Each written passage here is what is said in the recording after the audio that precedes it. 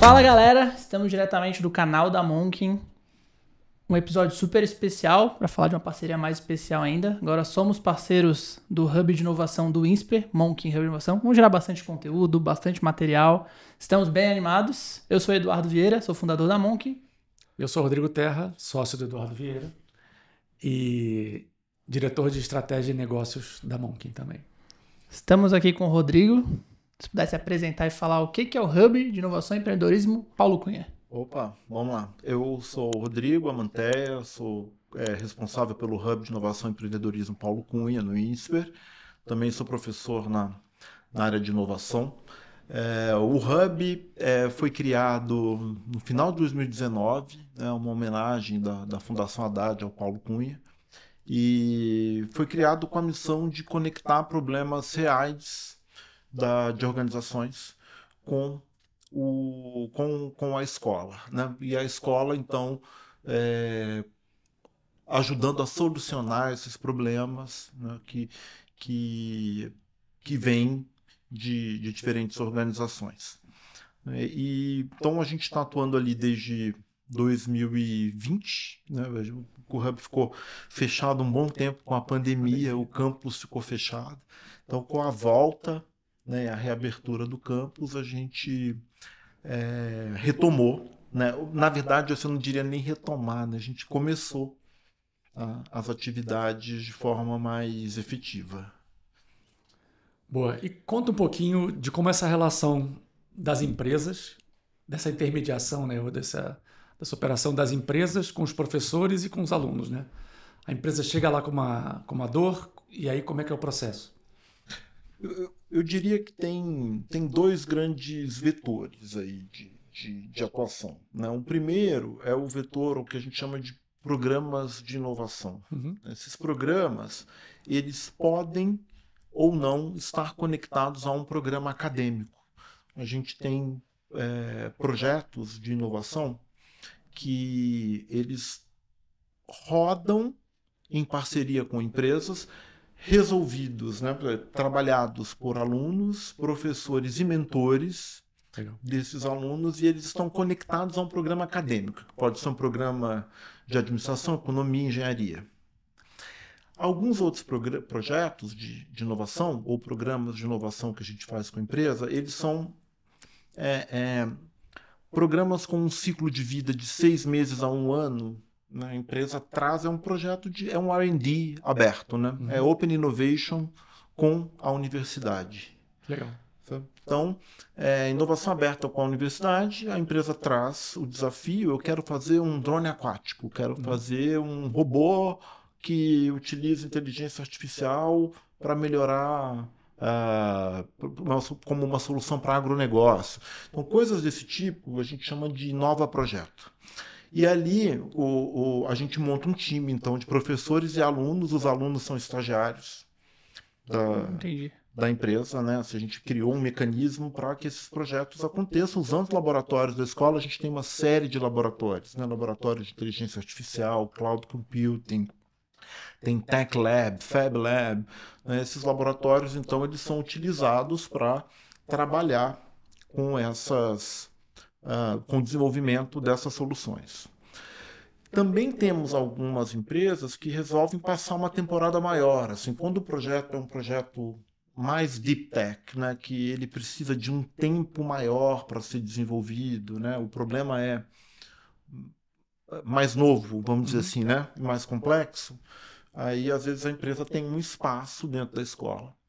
E nesse espaço, né, trabalha-se alunos, professores e funcionários da empresa durante um tempo para criar uma solução. Então, esse vetor de projetos de inovação é um vetor muito importante de atuação do Hub. Depois tem um outro vetor que é o desenvolvimento de negócios, né? Então, o empreendedorismo. Então, ali, por exemplo, acabei de encontrar aqui no corredor com um aluno meu que está trabalhando, está sendo acelerado aqui na Antler, né? Então, os alunos, eles querem empreender, e a gente tem um set de soluções para que esses alunos possam transformar uma ideia num negócio, né? Então tem processos de atendimento, advisory, mentoria. A gente tem um espaço no Hub para startups residentes, né? Qualquer startup que tenha um aluno ou alumni como fundador é elegível a ser residente. A gente tem uma aceleradora também, que é a Fox, né? A Fox é com K, por causa da raposa, que é o mascote da escola, né? Que foi dado esse nome. E a gente tem, sexta-feira agora, por exemplo, tem um Demo Day dos acelerados dessa leva, né? E temos tido um bom sucesso também assim, nesse processo, tanto de apoio a residentes quanto acelerados. Acelerados têm conseguido captar investimento, assim, muito... então esse é um outro vetor importante de atuação do Hub.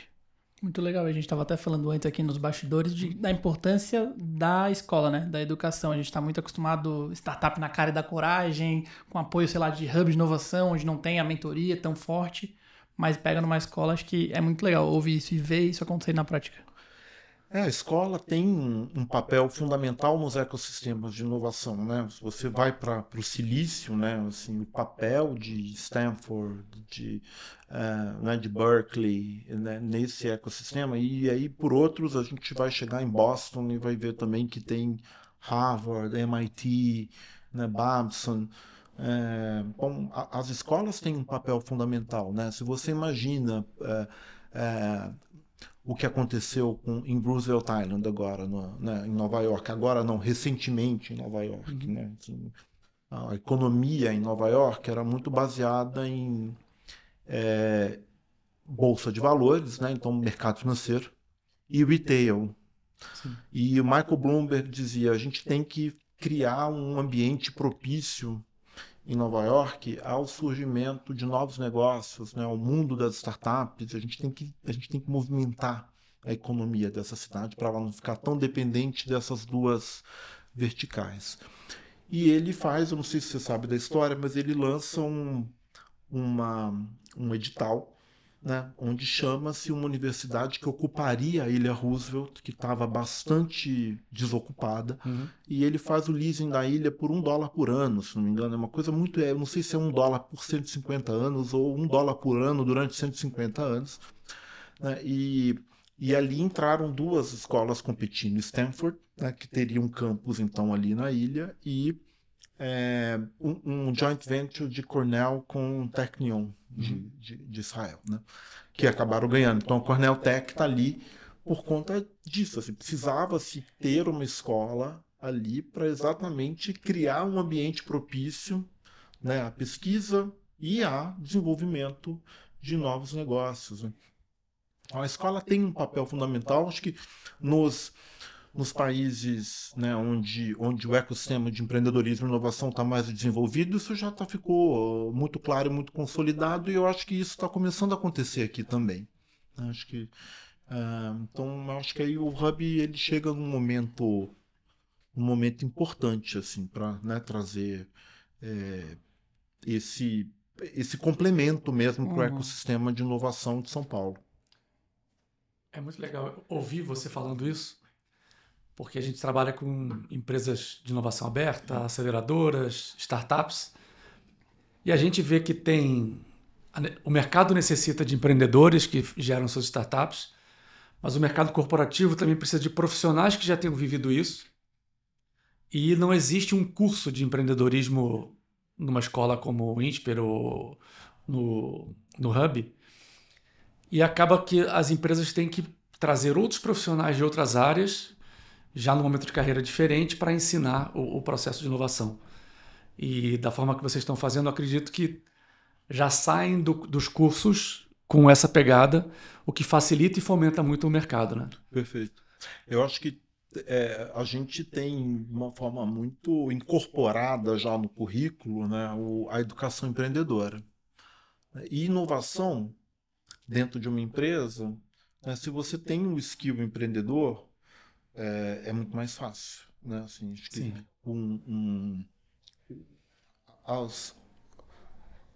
os skills são muito complementares, assim, são muito relacionados. Né? Você vai pegar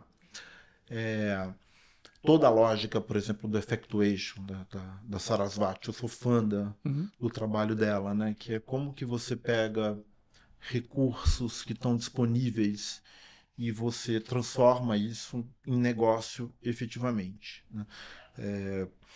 Ela usa, né, não sei se vocês conhecem o trabalho dela, mas é interessantíssimo. Assim, ela fala do Airbnb, né? O grande exemplo dela é o Airbnb. O que estava acontecendo na fundação do Airbnb?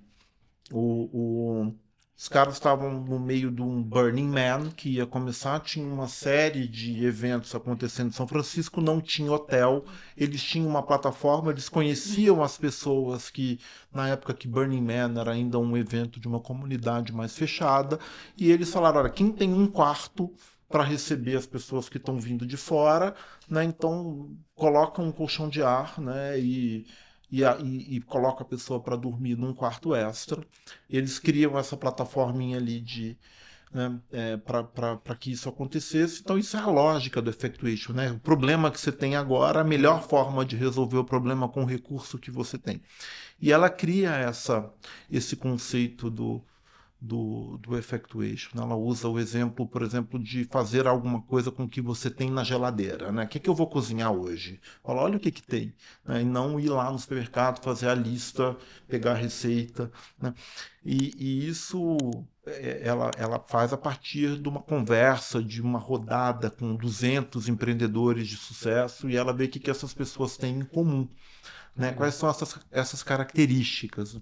Então, isso tudo está muito relacionado com a visão baseada em recurso. Né? Hoje, quando a gente fala de estratégia, né, ensinar estratégia, discutir estratégia com o CEO, né, a gente fala assim, qual é o teu recurso para seguir, né, para construir vantagem competitiva? O que tem na geladeira? Né? O que tem na geladeira? Certo? Né? Porque é assim que você vai construir vantagem competitiva. Legal. Né? Então, inovar e empreender está muito relacionado uma coisa com a outra. Super né? conectados. Super conectados. É muito legal, porque também a gente fala muito com vários players de inovação, principalmente corporações, né, que são nossos clientes, é quem a gente gera conteúdo, é quem tem mais dinheiro para investir também, né, nessas coisas, então acaba estando todo dia falando com essa galera. E quando vê você trazendo muita teoria e um pensamento mais acadêmico e com metodologia, sabe? Dá pra ver que a inovação a longo prazo vai ser algo que vai crescer muito, sabe? Hoje, acho que dentro do que o Taya falou, a gente olha a galera de inovação, todo mundo caiu na inovação sem querer. Talvez tenha o espírito empreendedor, mas caiu na inovação sem querer. Então, mas tem um caminho para trilhar de educação, de metodologia, que acho que tá indo um pouco longe das empresas, eu sinto isso.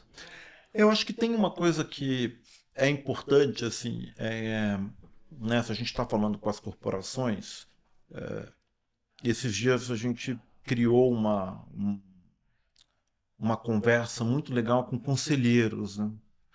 Acho que tem um papel, começa com um conselho. Né? Qual é a agenda? Como que eu coloco inovação na agenda estratégica? Porque estratégia de inovação ou inovação não substitui estratégia. Como que eu conecto essas duas coisas? Né? Como que eu conecto as duas agendas? Né? Como que eu crio a lista de prioridades, priorizações? Legal. Então, para as empresas, assim, uma grande dor é essa, assim, hoje. Primeiro é um alinhamento estratégico, sabe? Alinhar estratégia e inovação. Colocar na agenda, né, dos executivos. E entender que as coisas têm, uma coisa não substitui a outra, certo? Assim, acho que tem que ter esse olhar. Depois, eu acho que a gente tem trabalhado muito no RAM também com laboratórios onde a gente ajuda a alta liderança a pensar em inovação. Legal. Né? Então, consciência, mas de forma muito prática, a gente consegue trabalhar com alguns diagnósticos relacionados à prontidão para inovar. E a prontidão para inovar, a gente olha para ela com algumas dimensões. Uma é gente.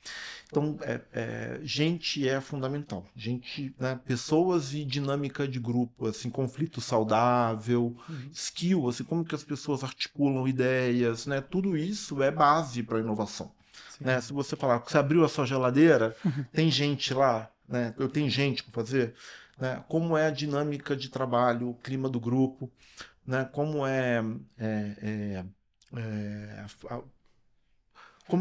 como que as pessoas lidam com dados, né? Porque você precisa interpretar dados hoje em dia para entender, né? O que os dados estão te sinalizando, o que precisa ser feito, né? Como que se lida com mudança, como é o conflito saudável, né? Que é assim, puxa, eu preciso contar, né, pro Rodrigo que a área dele está perdendo dinheiro aqui nesse. Precisa inovar aqui, precisa lançar um produto lá. Né? Depois tem uma outra perspectiva importante que a gente olha, que é da própria organização, que aí é entender, por exemplo, como que está, né, como que existe esse alinhamento entre inovação e estratégia, como que a empresa está organizada, quais são os modelos de incentivo, como que são tomadas as decisões do que é sim, do que é não. Como que estão as métricas, né? Como que se mede resultado de inovação. Tem toda uma questão estrutural, né? Como que tem muito silo, né? Para você fazer uma inovação que você precisa de 3 áreas, né? Que não se conectam. Eu falo que é um Farmville, né? Você não sai daqui, você precisa passar na fazendinha de um de outro, e aí você não consegue sair do seu quadrado, né?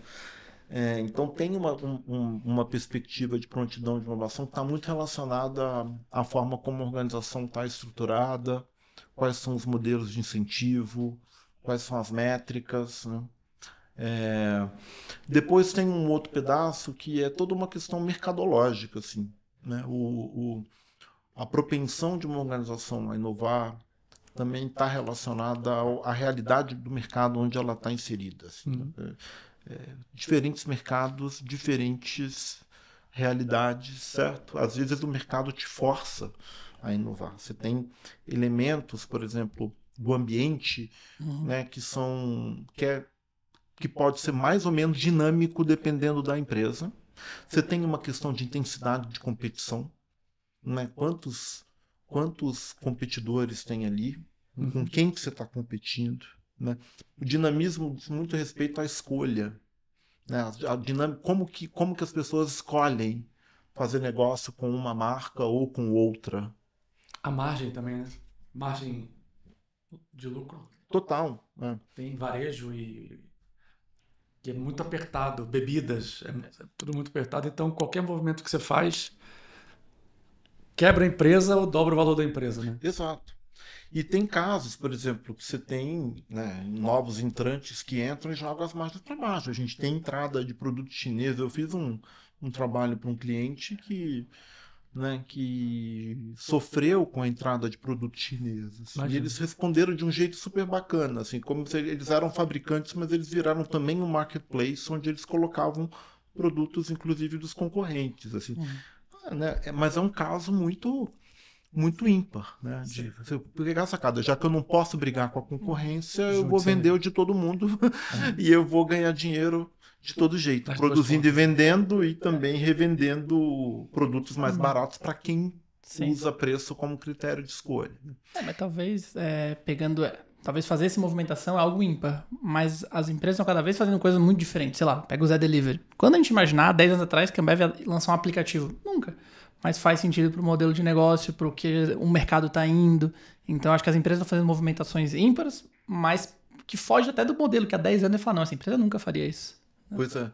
E o Zé Delivery é um caso bem interessante que a gente, né, a Ambev está muito próxima lá da escola, a gente podia até falar dele num dos nossos próximos podcasts aqui, porque é bem, bem legal. E o outro elemento que acontece aí também naquela questão de mercado é choque exógeno, né? E a gente vem vendo, a gente teve um choque exógeno muito típico, que foi a pandemia, né? Verdade. Assim, a pandemia de Covid, ela forçou uma adaptação da noite para o dia, né? Então, inovar é se adaptar. Inovação é adaptação. Está tudo funcionando de um determinado jeito dentro da empresa. Num belo dia você fala assim, teve uma pandemia. Todo mundo teve que invariavelmente rever, né? Foi todo mundo para casa, a gente teve que mudar a forma de trabalhar, né? A forma de entregar, a forma de vender. No começo você estocava alimento, papel higiênico, né? Exato. E depois viu-se que a distribuição, de E certa forma, aguentar. segura e aguentar. Exato. Né? Então, isso é uma perspectiva mercado. Sim. Tem uma perspectiva também que a gente gosta muito de olhar, que é uma perspectiva tecnológica, né, que ela é muito relevante hoje em dia. Né? A gente tem aí ondas tecnológicas, né, que elas vão fazendo uma avalanche de mudança nos negócios. Agora é a inteligência artificial, né, que é a grande bola da vez, assim, e que vai trazer, né, mas assim, já foi, né, a internet banda larga, por exemplo, foi uma grande mudança que teve, né, assim, quantos negócios puderam ser criados por conta, né, de disponibilidade de banda e de possibilidade, por exemplo, de streaming. Quantos morreram também, né? Quantos morreram também, né? Então são grandes ondas tecnológicas e a gente gosta muito de olhar, né, nessa perspectiva com as empresas, o que são tecnologias nas quais a empresa deve ser a protagonista, o que a gente chama de technology push, né? Assim, aquela tecnologia que tem tudo a ver com o meu negócio, eu sou o cara que coloca a tecnologia na prateleira. Tem outras que elas são tecnologias para eu melhorar a experiência do meu cliente, né? Para eu melhorar processos internos, fazer de um jeito mais ágil, né? Que eu vou fazer isso de um modelo de interações com o cliente para ir melhorando a experiência, né? Então a tecnologia, ela é uma outra perspectiva muito importante que deve ser olhada, né? Quando a gente olha para a prontidão de uma empresa para inovar, assim, o quanto ela consegue lidar com as tecnologias e quanto ela tem clareza daquilo que é estratégico para ela, que ela vai falar, eu sou o protagonista aqui, eu vou puxar, e aqui eu vou seguir, né? Ou aqui eu vou usar essa tecnologia como apoio, essa tecnologia para mim é core, né? E isso é importante também olhar. E tem hoje, né, uma questão assim também de mudanças sociais e ambientais, né? Que eu acho que a gente tem que olhar também, né? Nós vamos provavelmente trabalhar um pouco aqui na nossa série de podcast sobre ESG e inovação, né? Mas assim, a sociedade vai mudando, as empresas têm que acompanhar a mudança, né? E isso também é importante como um vetor de inovação ou de adaptação. E hoje ainda tem uma questão climática também, né? Que vai ser interessante a gente dissertar sobre essas perspectivas de inovação aqui e trazer um pouco essa questão da disrupção climática, porque ela é fato já, né? Para quem está assistindo, está por fora, estão falando de sustentabilidade, falando de ESG, dentro de inovação, onde que eles se ligam, para quem não sabe nada sobre o tema? Eu acho que tem tudo isso, assim, porque são vetores, né, de mudança que abrem oportunidade para novos negócios e abrem caminhos também para as empresas inovarem, né? Eu não posso ficar inerte diante de uma mudança na sociedade, né? Quando a gente fala, por exemplo, de diversidade, por exemplo, e eu também não posso ficar inerte diante de questões climáticas que estão acontecendo, né? E que vão forçando isso vai mudando, inclusive, critérios de escolha. Eu acabei de voltar de Helsinki. Quando cheguei no aeroporto de Helsinki, tinha uma fila para os carros, para os táxis de emissão zero. Estava enorme. O táxi comum não tinha fila. Caramba. Né? Então, as pessoas já estavam emissão zero. Que legal. Tinha fila. Então, escolha. Né? Você não vê plástico na cidade. Nada, nada, nada de plástico. Uma volta muito grande de copo de vidro mesmo, que é lavado depois. Né? Não tem. Descartável, muito pouco, uma coisa ou outra descartável, de madeira reciclada, fininha ali e tudo, né? Então, isso vai fazendo com que novos negócios surjam, os negócios tenham que, né, que se adaptar àquela realidade. Então, tem um caminho aí que abre tanto oportunidade de novos negócios quanto adaptação. Tem uma questão cultural também que é muito relevante, né? Você viajou a outros países nessa viagem. Uhum. Helsinki, a Noruega, a Suécia, os países nórdicos, eles têm uma facilidade de adaptação e uma consciência muito grande. Você começa a ir mais para o oeste, né? Aí você tem países com capacidades energéticas mais difíceis, com uma planta instalada de condomínios fósseis e N outras coisas e uma cultura diferente, e mais imediatista, talvez. Concordo. Então, engajar o resto do mundo que não está nessa bolha positiva do leste é um desafio grande que passa por políticas públicas, passa pelo governo, passa por empresas que têm que ter uma consciência menos imediatista, né? E de construção de longo prazo. E é muito difícil você convencer alguém que tem que resolver o hoje, o bônus, as vendas, o táxi que ele quer pegar, não por consciência, mas ele quer chegar mais rápido nos lugares. Uhum. Nesse mundo, incutir essa cultura é muito desafiador. Eu acho que o nosso papel é um pouco disso, né? Olhar onde a cultura não existe ainda ou está começando e tentar transformar a partir disso. Perfeito. Falei muita besteira? Também. Não, falou super bem, assim. Eu acho que tem, né, uma característica ali também que é a população altamente educada, a água é puríssima. Então. Você tem 5,5 milhões de habitantes.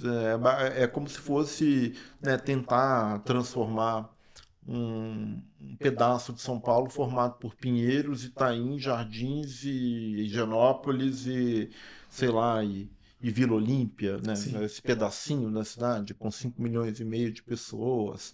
Você vai falar para o nível de escolaridade, poder aquisitivo, né? Pô, é muito mais fácil de você, né, trabalhar dentro de né, de um universo mais Favorecido. e limitado no número de pessoas também, né? E a outra coisa que você falou, né, que eu acho que é importante é como que a gente cria incentivos para tal. O dia que a gente estava vendo, tinha um grupo de pessoas aqui comentando o fato de ter ficado sem energia em muitos lugares de São Paulo por conta da tempestade, cai a árvore, né? Isso é o típico problema que a disrupção climática vai criando, né? Assim, isso cria desastres, cria contratempos para a empresa. Você imagina, a empresa de energia elétrica teve um contratempo, certo? Uhum. A gente está discutindo embutir fiação na cidade, né? Que é uma coisa que está se discutindo há tempos, e talvez esse tipo de desastre force que as coisas aconteçam mais rápido do que aconteceriam, né? E aí nessa conversa a gente falou de energia solar, né?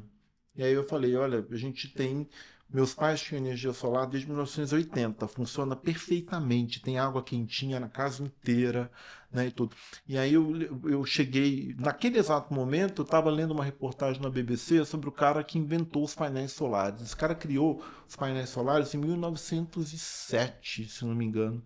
E tem uma reportagem incrível na BBC que depois eu vou compartilhar com vocês. A gente pode até pôr o link aqui para o pessoal ler depois. Que fala que tem uma lenda, né?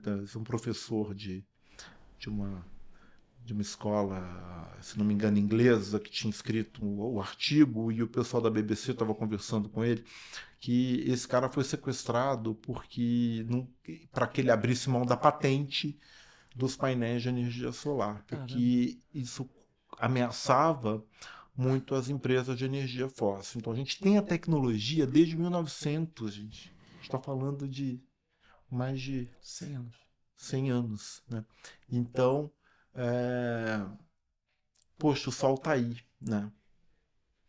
E a gente podia estar num outro caminho, assim. Por que a gente não tem ônibus elétrico na cidade inteira até hoje? Sim. Moto, sabe? Uma poluição sonora horrível, né? E a gente... moto podia ser moto elétrica, né? Podia ter incentivo, podia ter... então, eu acho que isso vai ter um lugar agora também de... No Brasil está começando a se difundir, a crescer. São Paulo não emplaca mais ônibus a combustão, né? Só ônibus elétrico. Então, a médio prazo, talvez os ônibus mudem. Médio e longo prazo, né? Uhum. Mas acho que começou uma iniciativa.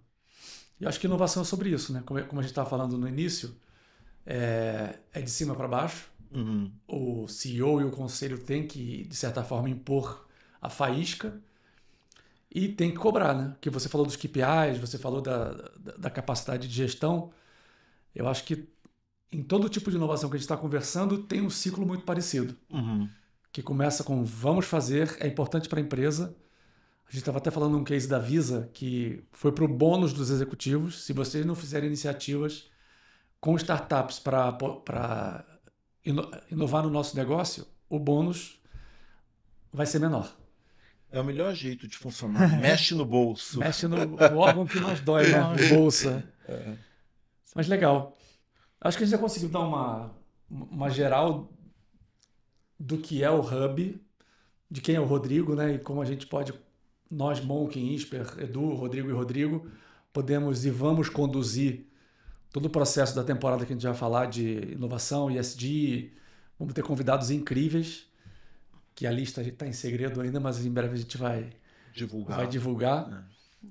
E a importância também da gente criar conteúdo e educar o mercado quanto a isso, né? A gente vai trazer pessoas que entendem disso, que sabem. Então, isso tem uma importância absurda. A gente fala que a comunicação e a inovação estão ali quase que juntas, porque se não falar, ninguém vai inovar. Se não educar para dentro de casa, ninguém vai fazer. Se não educar para fora, ninguém vai saber o que estão fazendo.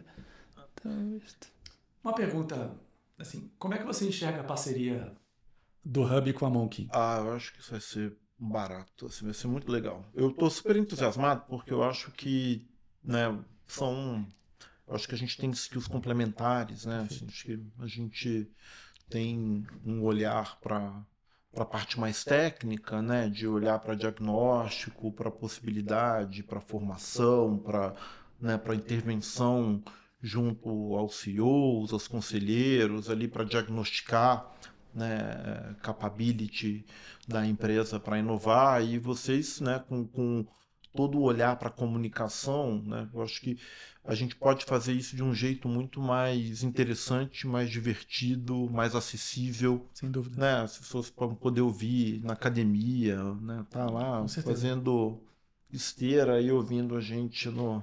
É verdade. Né? Alguém pode estar escutando a gente agora. Exato. Sem dúvida. Então, eu acho que tem uma complementaridade, acho que a gente pode levar sem dúvida, um conteúdo, acho que sério e sem ser carrancudo, né? Sério, mas de forma divertida. E eu acho que para nós na escola vai ser um prazer fazer isso, porque é um aprendizado mesmo, né? A gente sabe às vezes escrever, ensinar, mas a gente não sabe comunicar isso de um jeito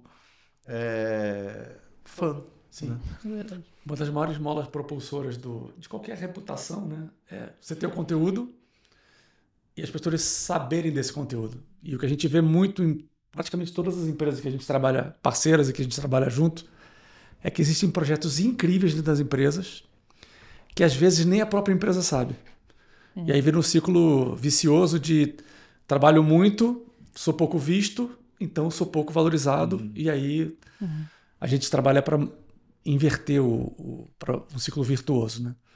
O que para a inovação também é ruim, né? Quando você tem projetos legais de inovação, comunicar esses projetos é importante, né? E eu acho que tem um papel importante do que vocês fazem, né? Porque aquilo inspira os outros a fazer também, né? É isso aí. Em cultura, fundamental, né? Usa os exemplos legais para que aquilo vire algo, né, que a empresa faz de forma sistêmica, que ela repete. E essa repetição é que constitui a cultura. Né? Então, quando você fala de comunicar um projeto de inovação, fundamental, assim, porque isso vai criar a cultura de inovação, né? Na prática, porque é essa repetição de processos, de escolhas, do jeito de fazer que vão formar a cultura. E a comunicação tem um papel fundamental nisso.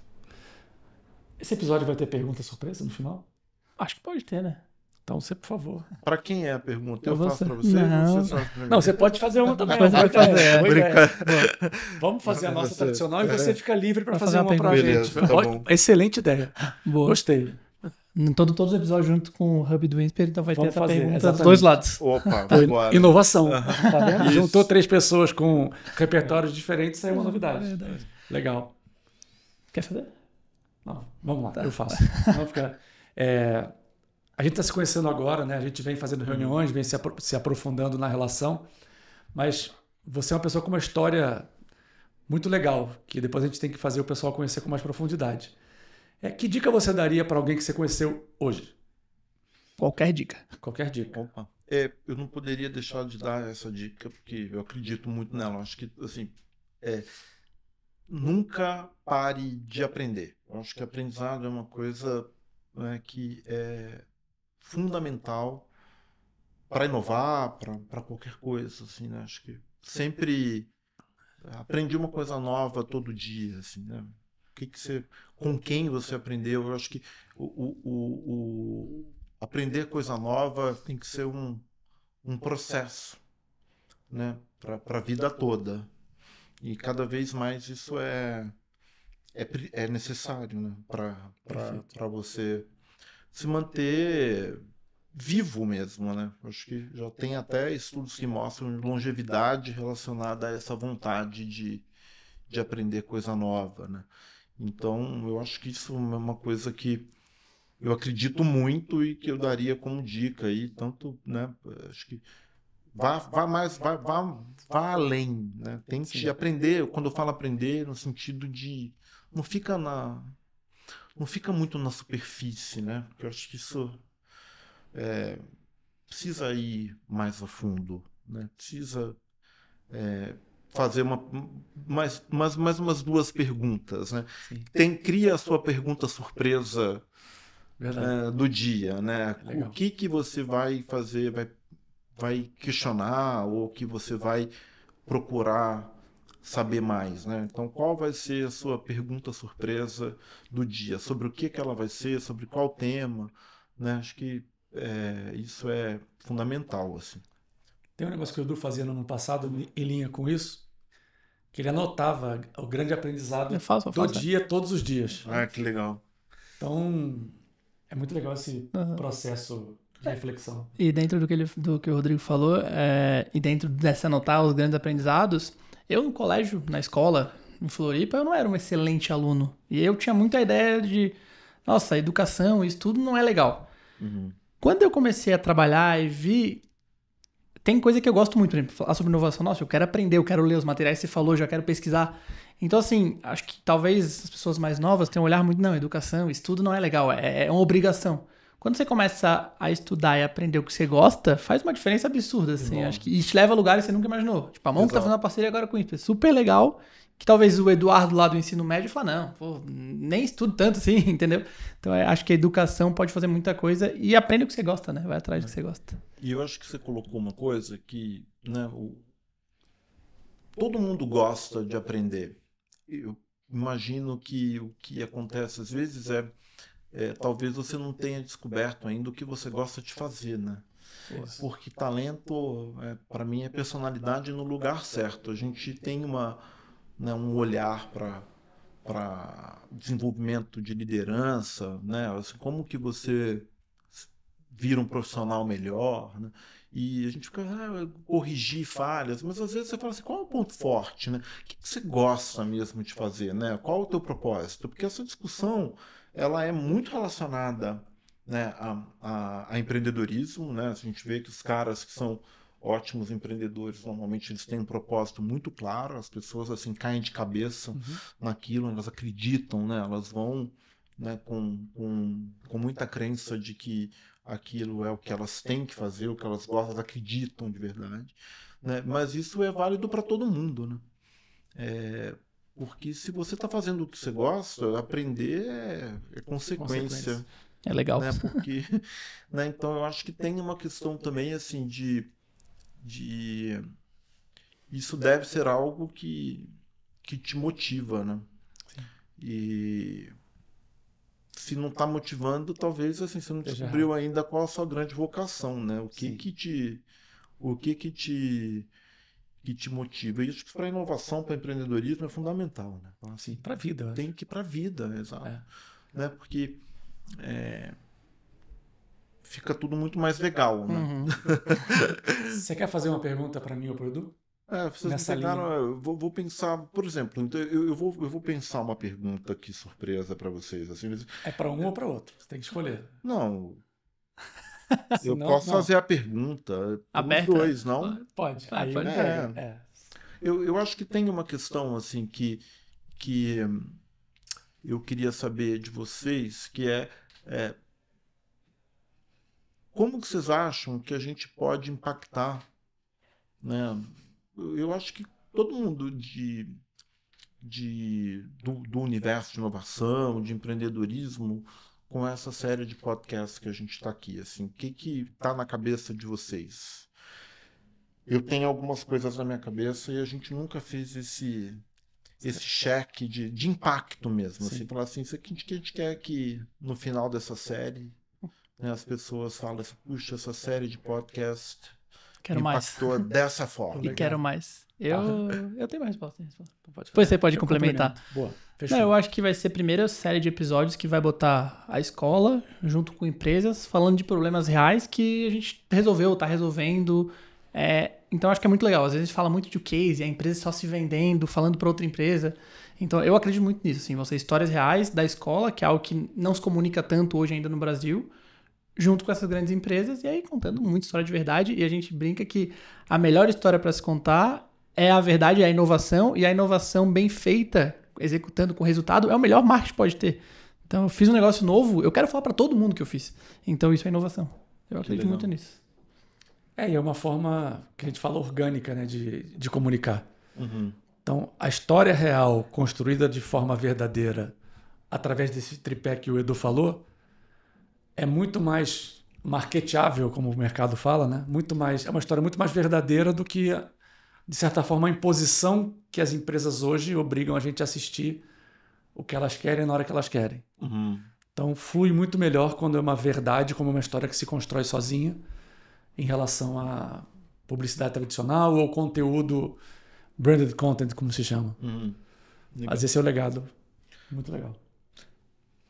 Eu acho que tem a ver com o que eu falei, que eu acho também na resposta para a pergunta de vocês e o que vocês responderam, né? Acho que as pessoas aprendam e se inspirem com as histórias que a gente vai trazer, né? Eu acho que e que seja material de apoio, né? Que seja material de apoio. Boa, Falar, olha o conteúdo que a gente fez aqui, teve esse assunto. Nossa, tem gravado isso, é muito rico. Se a gente for ver, é algo muito rico que a gente vai ter na mão. E que seja divertido também, né? Para todo mundo, né? Porque se aprender uma coisa nova e ainda passou o tempo e eu nem vi, né? Que bom. É verdade. Foi como ver uma série no Netflix que você começa, acabou. Exato. E fala, eu quero ver mais. Não, você não quer acabar, né? Eu me pego. Só mais uma. Quando ele pergunta, você ainda está aí, né? Tem alguém assistindo? É verdade. Aí eu falo, putz, essa me pegou. Vou parar. É isso então.